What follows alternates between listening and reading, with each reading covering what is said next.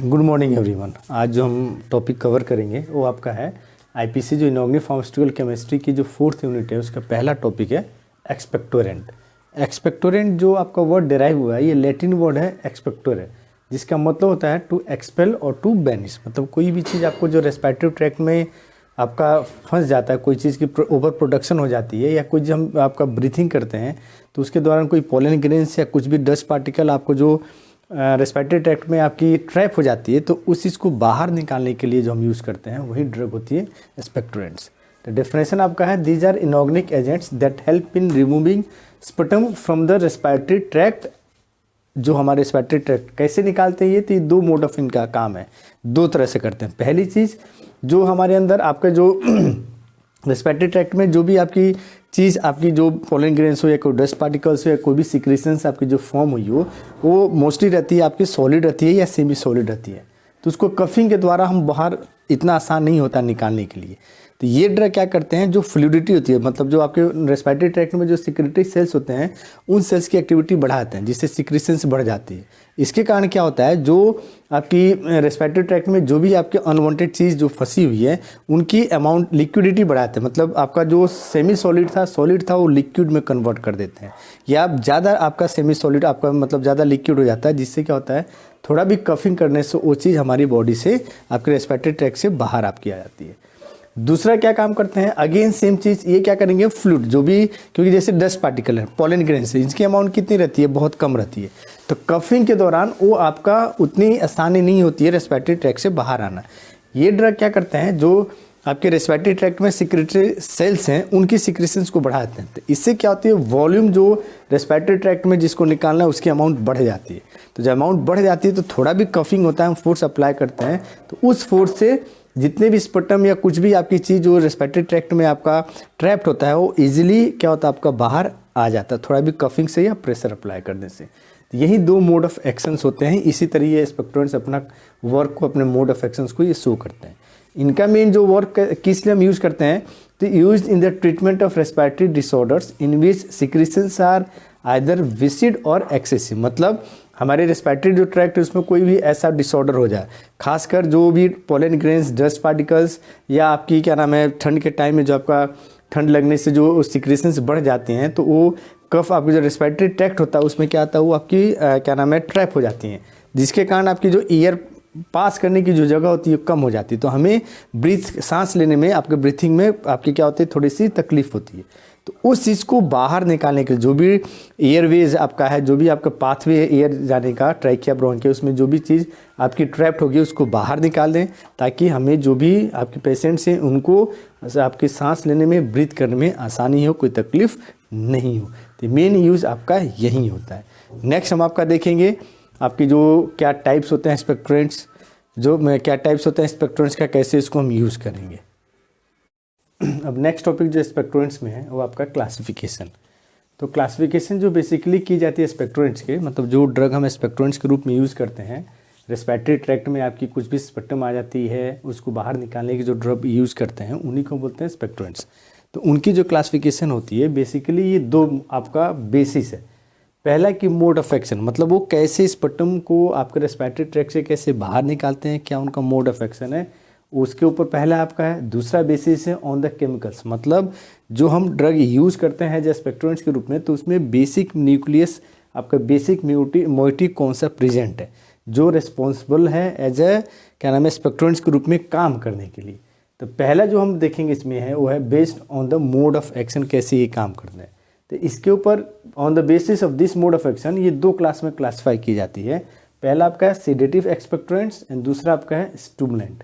नाम से सीडेटिव ये क्या करते हैं एक्चुअल में, जैसे हम ये लेते हैं सीडेटिव एक्सपेक्टोरेंट्स ये हैं, जैसे हम इनको हम आपका इसको हम खाएंगे आपका एडमिनिस्ट्रेट करेंगे, जैसे ही हमारे स्टोमक में जाते हैं तो स्टोमक की जो मिकोसा होती है आउटर मोस्ट लेयर जो होती है उस लेयर को जो एक्चुअल में आउटर मोस्ट जो लेयर होता है ये ऐसे होता है स्टोमक का, ये जैसे ये स्टोमक है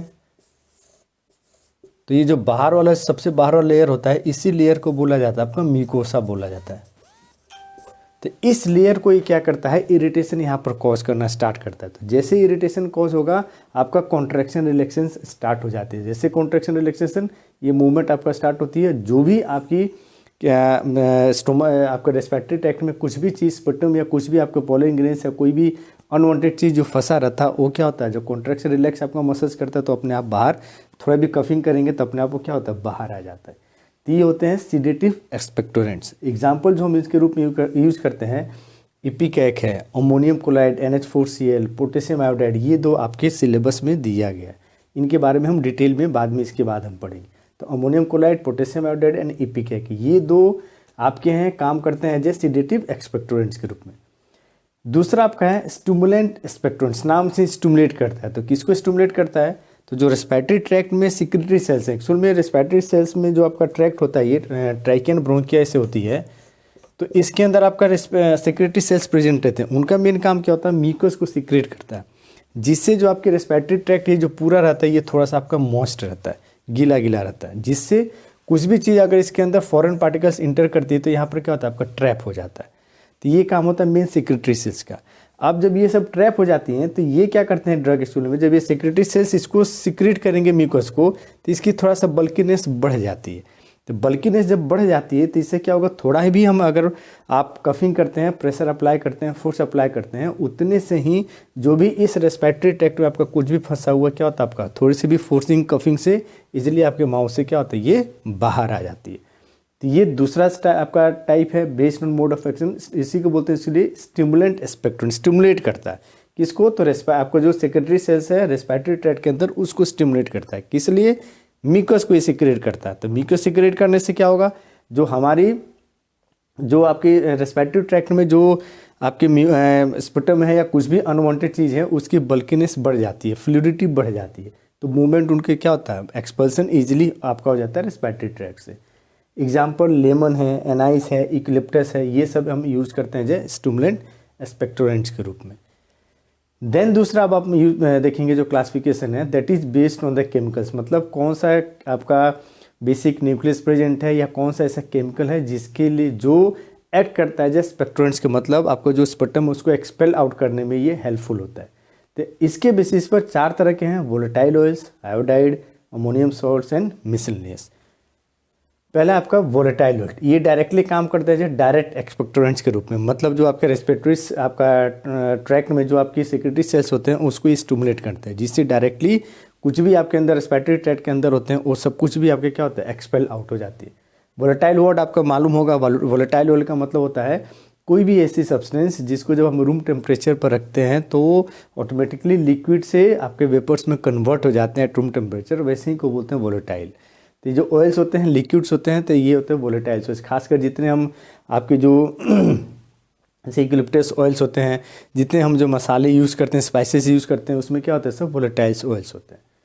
दूसरा जो ड्रग आपका है बेस्ड ऑन द केमिकल्स वो है आयोडाइड। आयोडाइड का मतलब होता है जब आयोडीन किसी आयोडीन नॉन मेटल में होता है, नॉन मेटल होता है, जब ये आयोडीन किसी मेटल के साथ कंबाइन करके कंपाउंड बनाता है उसी को बोलते हैं आयोडाइड। जैसे ये पोटेशियम आयोडाइड है, पोटेशियम के साथ मिल गया, कंबाइन करके कंपाउंड बनाए, सोडियम के साथ सोडियम आयोडाइड, कैल्शियम के साथ कैल्शियम आयोडाइड, तो वैसे ही कंपाउंड्स को बोलते हैं आयोडाइड्स। आपको ये कैसे काम करते हैं, ये liquefy mucus and aid its expulsion, मतलब जो म्यूकस सिक्रेटरी सेल्स जो म्यूकस को आपको सिक्रीट करता है उसको और लिक्विफाई करता है, मतलब और उसको लिक्विड में बनाता है, क्योंकि जो म्यूकस होती है थोड़ी सी आपकी थिक आपका लिक्विड होती है, उस चीज़ को ये क्या करता है, थोड़ा सा पतला बना देता है, आपका लिक्विफाई करता है, मोर लिक्विड में कन्वर्ट करता है। तो इससे क्या होती है, जो भी स्पटम में या जो भी आपके अनवांटेड चीज़ रेस्पिरेटरी ट्रैक्ट में प्रेजेंट होता हो उसकी एक्सपल्सन मतलब बाहर निकलना आसान, क्योंकि लिक्विड है तो थोड़ा भी हम कफ करेंगे, थोड़ी भी प्रेशर अप्लाई करेंगे तो उससे क्या होगा, हमारी जो रेस्पिरेटरी ट्रैक्ट होती है यहाँ से इजीली क्या होती है, ये बाहर आपका आ जाता है। तो ये दूसरा आपका कंपाउंड है आयोडाइड। तीसरा आपका अमोनियम सॉल्ट्स। अमोनियम का आपका होता है NH4, इस चीज़ को बोलते हैं अमोनियम। जब इसके साथ कोई कंपाउंड आपका नॉन मेटल जैसे क्लोराइड हो गया या ब्रोमाइड जब जुड़ जाता है तो उसी कंपाउंड को बोलते हैं हम अमोनियम सॉल्ट्स। ये एक्चुअल में क्या होते हैं, ये इरिटेट करते हैं गैस्ट्रिक म्यूकोसा को, मतलब जैसे इसको आप इंजेस्ट करेंगे, एडमिनिस्टर्ड होगी, स्टोमक में जाएंगे तो स्टोमक में जो ये म्यूकस लेयर होती है, जो आउटर मोस्ट लेयर होती है, यहाँ पर इरिटेशन कॉज करती है। तो जैसे इरिटेशन कॉज होगा ये क्या होगा, इस जो मसल्स होते हैं मसल्स की कॉन्ट्रैक्शन स्टार्ट हो जाती है, रिलैक्सेशन, कॉन्ट्रैक्ट रिलैक्सेशन आपका स्टार्ट होता है। इससे क्या होती है, जो भी इसके साथ रेस्पिरेटरी ट्रैक्ट के साथ जो भी आपकी कंटेंट होती है उस सब के सब बॉडी से आपकी बाहर आ जाती है। तो ये आपका तीसरा का आपका टाइप है अमोनियम सॉल्ट। लास्ट आपका है मिसलेनियस। ये एक्चुअल में क्या होते हैं, जैसे वेसिसिन है, ये काम करते हैं जब ब्रोंको डायलेटरी एक्शन। ब्रोंको मतलब ब्रोंक्यूल्स जो आपका होता है, और डायलेशन का मतलब होता है जो ब्रोंक्यूल्स आपके होते हैं, ये पाइप, ब्रोंक्यूल्स के होते हैं पाइप होते हैं। तो डायलेट का मतलब जो इसकी डायमीटर कम हो गई रहती है, इसको थोड़ा सा क्या करते हैं, हम बढ़ा देते हैं। जब उसकी जो वॉल्यूम होती है, उसकी जो डायमीटर होती है ब्रोंक्यूल्स की, उसको ये ड्रग क्या करते हैं, थोड़ा सा एक्सपेंड कर देते हैं। तो इससे क्या फ़ायदा होता है, जो भी चीज़ यहाँ पर जो मूवमेंट होती है वो मूवमेंट ईजी हो जाती है। क्योंकि जैसे यहाँ पर इसकी अगर ये थिकनेस आपकी जो डायमीटर ऐसे रहेगा, सपोज इतना ज़्यादा इसके अंदर आपका क्या नाम है स्पटम या कोई भी चीज़ है, तो कफिंग से क्या होगा, ये इसमें फंस जाएगा, मतलब उसका मूवमेंट उतना आसान नहीं होगा। लेकिन यही जब आपका डायलेट हो जाता है तो आपके जो इसकी एरिया थोड़ी बढ़ जाती है, तो इसकी मूवमेंट क्या होती है, मूवमेंट थोड़ा भी फोर्स करेंगे, कफिंग करेंगे, तो इसकी मूवमेंट आपकी आसान हो जाती है। तो ऐसे ही ड्रग को बोलते हैं ब्रोंको डायलेटरी, ब्रोंक्यूल्स को ही डायलेट कर देते हैं। तो ये ड्रग आते हैं आपके मिसलेनियस, ये आपकी इसके एग्जाम्पल होते हैं वेसिसिन। तो ये 4 क्लासिफिकेशन है बेस्ड ऑन द कौन सा केमिकल आपका कौन सा ग्रुप या फंक्शनल ग्रुप या कौन सा आपकी बेसिक न्यूक्लियस प्रेजेंट है जो काम करते हैं एज एक्सपेक्टोरेंट्स के रूप में। और ये आपका है based on the mode of action, कैसे जो भी आपकी जो स्पटम होती है या जो भी रेस्पिरेटरी ट्रैक्ट के अंदर जो भी आपकी अनवांटेड चीज़ जो फंस गई है, आपकी ट्रैप हो गई है, उनको कैसे वो बाहर निकालते हैं रेस्पिरेटरी ट्रैक्ट, ये उसका आपका है मोड ऑफ एक्शन का आपका। पहला कंपाउंड जो हमारे सिलेबस में दिया गया जो एज एक्सपेक्टोरेंट्स के रूप में हम यूज़ करेंगे, एक तो आपका है अमोनियम क्लोराइड। उस कंपाउंड को हमने जब एसिडिफायर में पढ़ते हैं, पढ़े इसके पहले जो सेकेंड आपका 3rd यूनिट था, उसमें पहला ही यूनिट आपका टॉपिक था एसिडिफायर, वहाँ पर हमने अमोनियम क्लोराइड को उस वीडियो में हमने अच्छी तरह एक्सप्लेन कर दिया है। उस ड्रग को हम यहाँ पर नहीं करेंगे। दूसरा ड्रग आपका बच गया पोटेशियम आयोडाइड, जो आपको सिलेबस में दिया है, तो उसको हम कवर करेंगे। पोटेशियम आयोडाइड, इसके MF मीन्स मोलिकुलर फॉर्मूला है, MW मीन्स मोलिकुलर वेट। तो मोलिकुलर फॉर्मूला इसका जो होता हुआ है KI, potassium, K for potassium, I for iodide, potassium iodide. Then आपका मोलिकुलर वेट, मोलिकुलर वेट जब पोटेशियम का आयोडीन का दोनों का एटॉमिक वेट जब एडअप करेंगे तो वहीं आपका बनता है मोलिकुलर वेट। तो दैट इज इक्वल टू 166, ये इसका मोलिकुलर वेट है। सिनोनिम मतलब किसी और नाम से भी हम इसको आपका किस और नाम से इनको जानते हैं, और ये चीज़ आपको याद रखिए क्योंकि ये आपके क्वेश्चंस में देता है, जो खासकर सेक्शन ए है 2 नंबर का 1 नंबर का क्वेश्चन में आता है, तो वहाँ पर ये देता है। तो राइट द केमिकल फार्मूला दे देगा, राइट द केमिकल या मोलिकुलर फार्मूला ऑफ द, जैसे इसी का सिनोनिम है पोटाइड या कैली आयोडिडम, ये अलग से दूसरे नाम है जिन नामों से हम पोटेशियम आयोडाइड को जानते हैं। तो आपको क्वेश्चन में दे देगा कि right the chemical molecular formula या मोलिकुलर वेट ऑफ द पोटाइड या कैली आयोडिडम।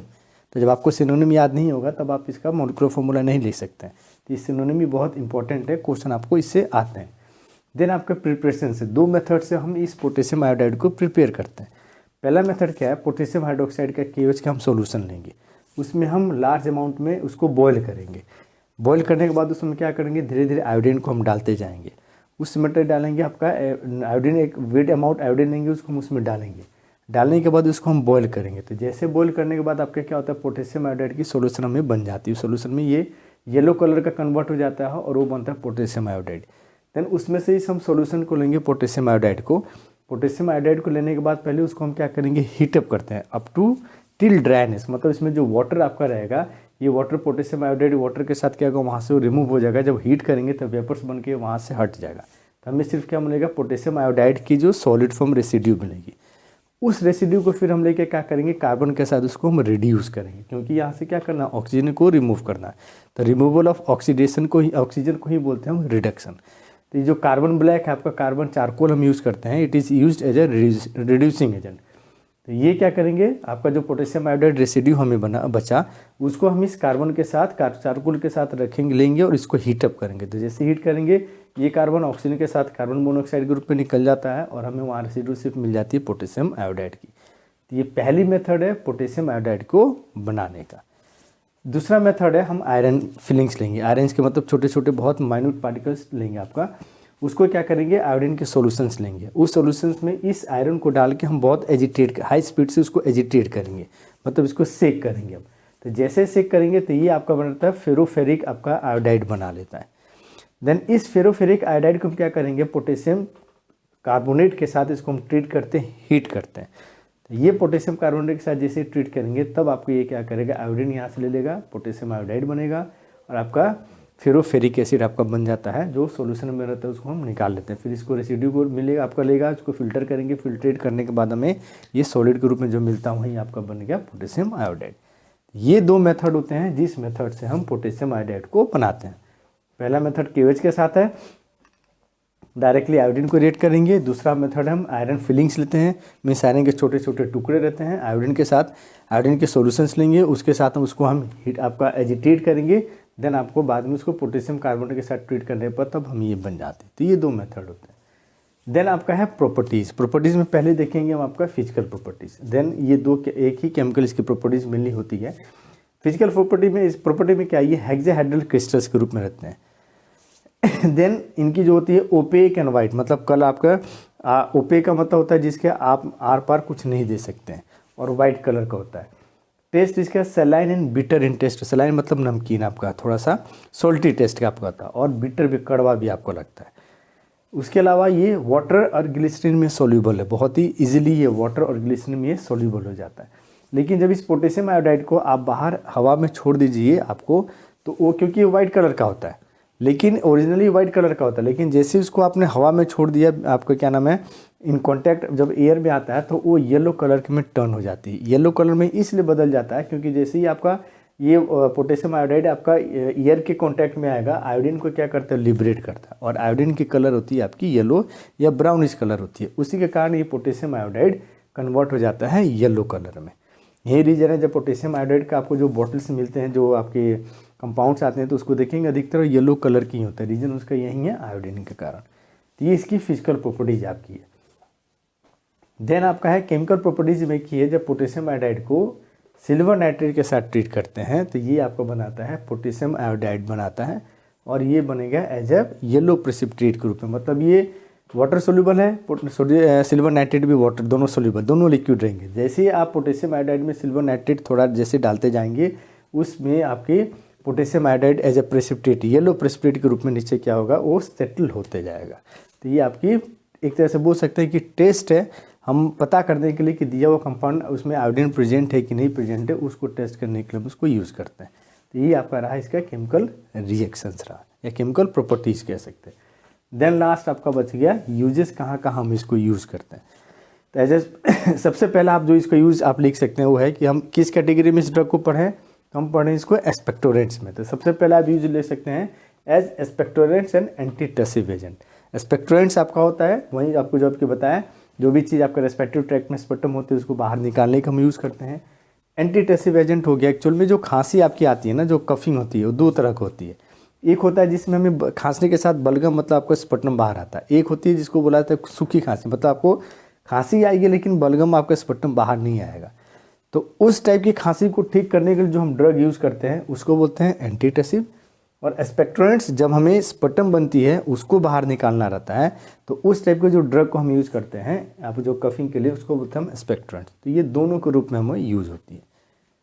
तो ये सबसे पहले आप जो यूजेज आप लिखते हैं, किसी भी कंपाउंड का अगर यूजेज आपको देता है, क्वेश्चन में पूछता है, तो सबसे पहले उसका यूज लिखिए कि किस कैटेगरी में पूछा गया। जैसे आपका एक्सपेक्टोरेंट्स हैं तो उस कैटेगरी में। देन दूसरा इसका यूज है as a source of iodine in potassium table salt. Table salt में जो हम आपको देखते हैं ना, आपको आता है कि आयोडाइज नमक हम खा रहे हैं कि नहीं, आयोडाइज सॉल्ट ले रहे हैं कि ले रहे हैं, क्योंकि आयोडाइज सॉल्ट जब नहीं लेते हैं तो आपका क्या होता है, गोइटर के होने की ज़्यादा संभावना रहती है। तो उस टेबल सॉल्ट में iodine as a source of iodine and potassium दोनों के रूप में ये काम करता है, इसको हम यूज़ करते हैं। देन लार्जर डोज इन हाइपरथायरॉयडिज्म, जब आपका थायरॉयड ग्लैंड होता है बहुत ज़्यादा एक्टिवेट हो जाता है आपका, तो उसके जो कारण डिजीज़ कॉज होती है उसी को बोलते हैं हाइपरथायरॉयडिज्म। तो उस चीज़ को ठीक करने के लिए हम क्या करते हैं, इसको लार्जर डोज में यूज़ करते हैं। देन फोर्थ आपका prophylaxis and treatment of goitre. दोनों, आपको गोइटर नहीं हो जाए, अगर होता भी है तो उसको ठीक करने के लिए भी हम इसको क्या करते हैं, पोटेशियम आयोडाइड को हम यूज़ करते हैं। प्रोफाइलेक्सिस का मतलब होता है कोई बीमारी को होने से पहले रोकना। जैसे आजकल कोविड चल रहा है, तो कोविड में हम क्या करते हैं, आपको नहीं हो तो आप वैक्सीनेशन लेनी है। तो ये वैक्सीनेशन क्या होती है, प्रोफाइलेक्सिस होती है। तो प्रोफाइलेक्सिस का मतलब हिंदी में एक तरह से बोलते हैं रोकथाम, आपको जो फैले नहीं। Then last as a saline diuretics. Diuretics आप पढ़ेंगे, डाई मतलब डबल, यूरेटिक्स मतलब यूरेसिस, यूरिन की फॉर्मेशन जब डबल हो जाती है तो उसी को बोलते हैं डाययूरेटिक्स।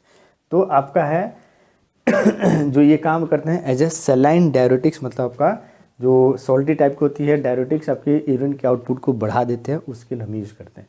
तो ये 5 मेन आपके यूजेस होते हैं, उसके लिए हम इसको यूज़ किया जाता है। ठीक, तो ये है पोटेशियम, यही आपका एक ही ड्रग है जो इसको हमें पढ़ना है एक्सपेक्टोरेंट्स में।